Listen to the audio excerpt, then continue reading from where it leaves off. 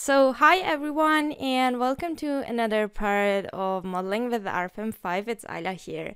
In the first tutorials we learned different options, how we can enter model data, access different dialogues, and now we will move on to modeling different type of structures. Within this tutorial I will show you first how we can create member hinges. For that we will model a simple example, for instance the one from our last video, the continuous beam element. But this time maybe we choose a cross section out of the library. I will select an I section, it doesn't matter which one. Let's say an IPE 200. And as material we will select one out of the library as well, a steel S235. Then we can click OK on all of these dialogues. And we will create two members. The first one will start at the origin, 0 and 0, and will end at this point, 3 and 0.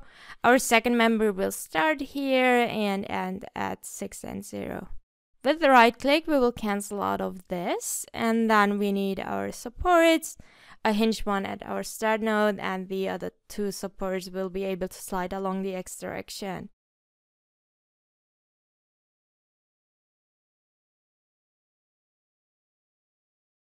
So now how we can define and insert member hinges for those members. Again, we have more than one option to access the dialog. For that, we can do that directly using the project navigator, or alternatively, we could also use the tables down here. I will choose the project navigator, and as usual to add and create new elements, we do that with the right click, in our case on member hinges, and then with selecting new member hinge, a new dialog will appear. By creating a new member hinge, we can see here that we would have 6 degrees of freedom if we had a 3D type. Since I've defined a 2D type back in the general data, we have only 3 degrees of freedom, 2 for translation and 1 for rotation. We can fully fix or fully release these. In our example, we want to release the moment. For that, we will click here and release the rotation around the y-axis. Next, we can find partial fixities.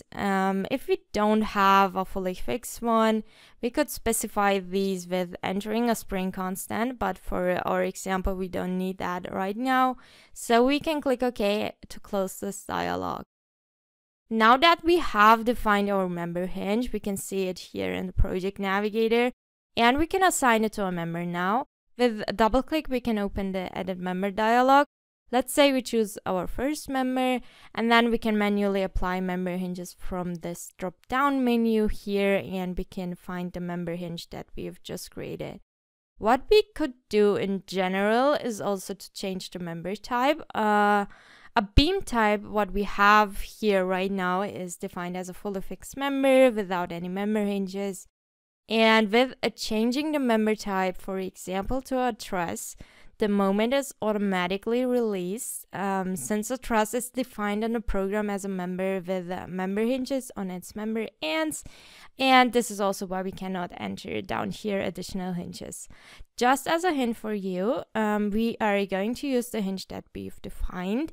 For that, back to the section member hinge, and for this example, let's say we'd like to apply a hinge at the middle support, and this will be the member end of our first element. Next, we'll click OK, and then you see the member hinge is displayed as a white point here. Maybe 2 more hints at this point. The first one, if you don't know what's your member start or end, we can click on the member, and then we can see a red arrow which shows us the orientation of the member.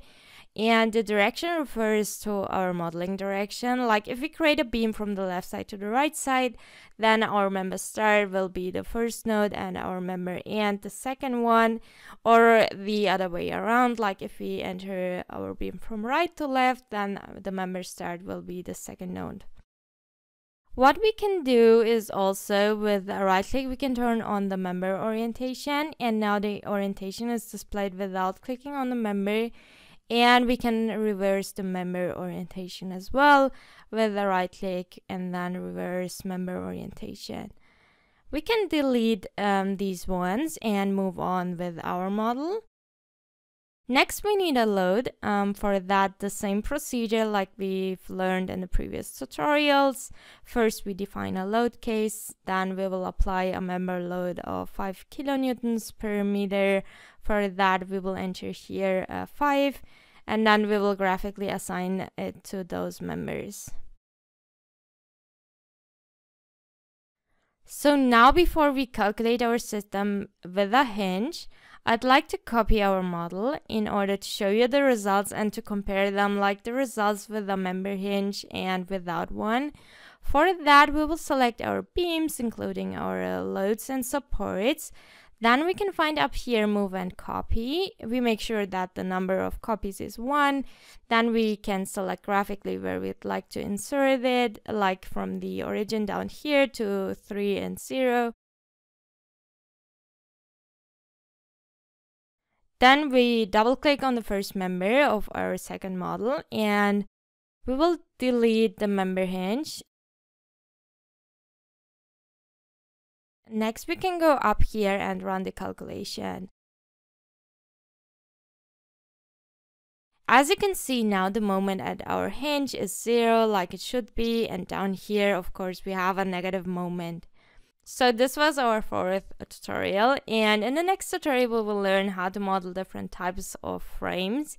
And again, thank you for watching, and if you have any questions you can write in the comments below, or you can also visit our website dlubal.com. And if you like this video, don't forget to like and subscribe.